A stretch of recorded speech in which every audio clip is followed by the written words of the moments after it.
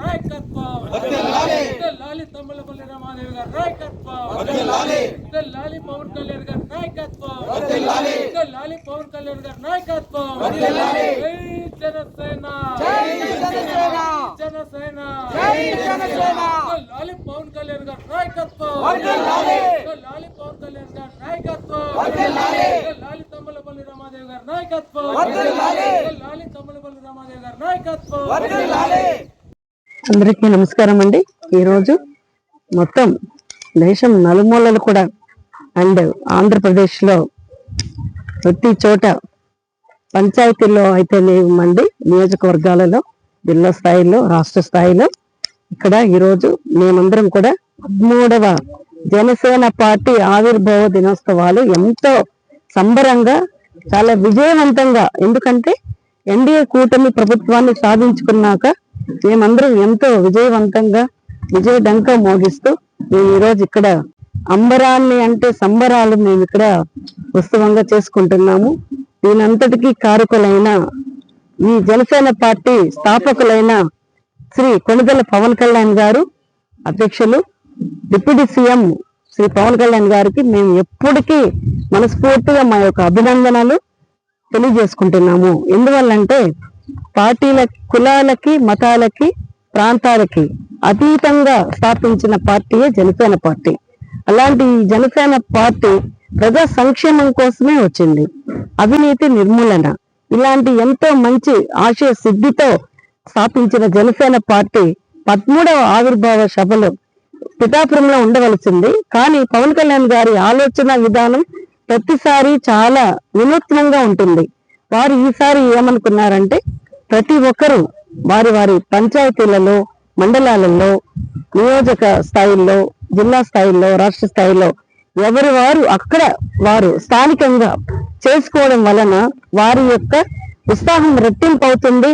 ఒక పండగ వాతావరణము మొత్తం రాష్ట్రమంతా ఒక పండగ వాతావరణము, ఒక పండగ అయితే ఎలా చేసుకుంటామో అలాగే మా అందరికి కూడా జనసేన కుటుంబీకులకి జనసేన పార్టీ ఆవిర్భావం అన్నది ఈ రోజు అన్నది మాకు ఒక పండుగతో సమానము. అలాంటి పండుగను మేము అందరము ప్రతి చోట చేసుకుంటున్నాము, చాలా ఆనందంగా చేసుకుంటున్నాము. ఎందువల్లంటే మా యొక్క నాయకులు ఆయన ఒక గొప్ప వ్యక్తిత్వం గలవారు.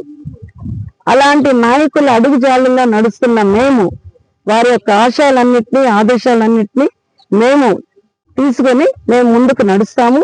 పార్టీ బలోపేతం కోసం మేమందరం కూడా ప్రతి నిత్యం పాటుపడతాము. అలాగే రాబోయే సంస్థాగత ఎన్నికల్లో కూడా పంచాయతీలలో మా అందరం యొక్క జన సైనికులు, వీర మహిళలు విజయడంకా మోగించబోతున్నాము. దానికి నాందిగా ఈ రోజు ఇక్కడ మేము పండగలా చేసుకుంటున్నాము. జై జనసేన, జై పవన్ కళ్యాణ్, జై హింద్.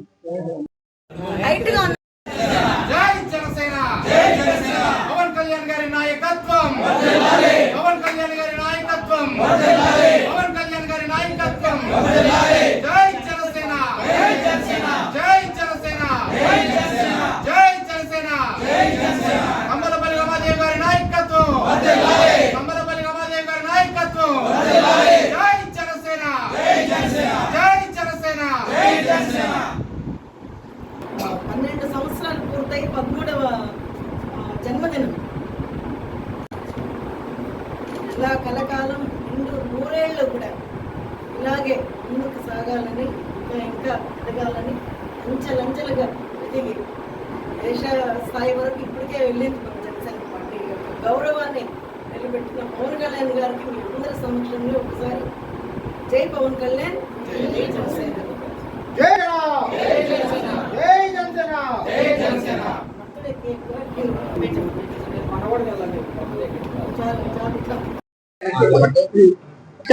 ఈరోజు ఇక్కడ 13వ జనసేన పార్టీ ఆవిర్భావ దినోత్సవాలు ఎంతో సంబరాలతో చేసుకుంటున్నాము. అయితే ఎన్డీఏ కూటమి ప్రభుత్వం ద్వారా మేము జనసేన పార్టీ తరఫున సాధించుకున్న మా యొక్క భాగస్వామ్యంలో భాగంగా మా పార్టీకి వచ్చిన ఇక్కడ నామినేటెడ్ పోస్టుల్లో ఉన్న వారందరూ కూడా ఉన్నారు. ఆయా సంస్థల ద్వారా, ఆయా నామినేటెడ్ పోస్టుల ద్వారా వారందరూ కూడా పవన్ కళ్యాణ్ గారి యొక్క ఆశయ సిద్ధి కోసం పాటుపడిన వారే. ఎలక్షన్స్ ముందు కూడా వారందరూ కూడా చాలా కష్టపడిన వారు. వారందరికి కూడా గుర్తింపు అన్నది జరిగింది. ఇంకా చాలా మంది ఉన్నారు, వారికి కూడా వేరే వేరే వాటిల్లో కూడా గుర్తింపు రావడం జరుగుతుంది. అయితే వారికి వచ్చిన పదవుల ద్వారా వారు ప్రజలకి, చాలా మంది కష్టాలు ఉన్న వారికి, రైతులకి, లైక్ ఇప్పుడు మనకు సొసైటీ చైర్మన్స్ ఇద్దరు ఉన్నారు. జనసేన పార్టీ నందిగామ నియోజకవర్గానికి జుజ్జూరు అండ్ నందిగామ ఈ రెండు కూడా సొసైటీ చైర్మన్స్ గా జనసేన పార్టీకి ఇవ్వడం జరిగింది. వారు తర్వాత మార్కెట్ యార్డ్ లో డైరెక్టర్స్ ఉన్నారు, చాలా మంది ఉన్నారు. తర్వాత వాళ్ళల్లో కూడా కొంతమంది మహిళలకు కూడా మనం స్థానం కల్పించడం జరిగింది.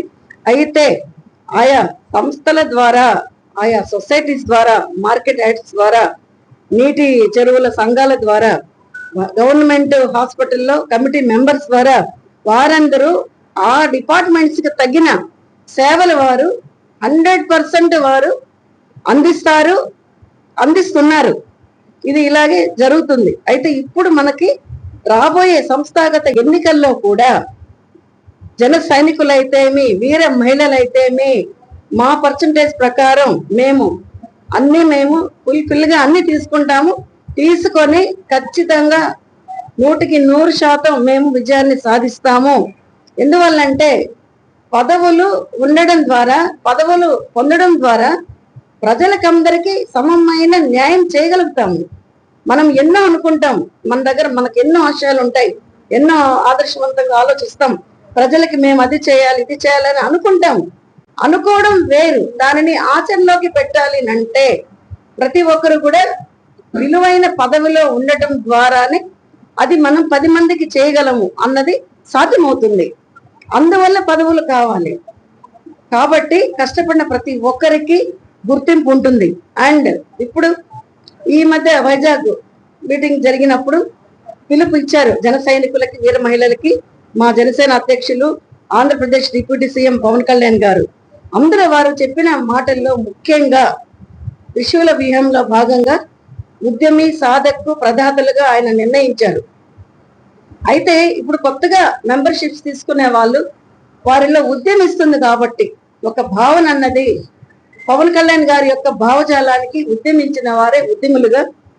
తర్వాత వాలంటీర్స్ అనేది క్రియాశీలక సభ్యత్వాలు వాలంటీర్స్ అనేవారు ముందు, అలా కాకుండా వారికి సాధక్స్ గా మార్చడం జరిగింది.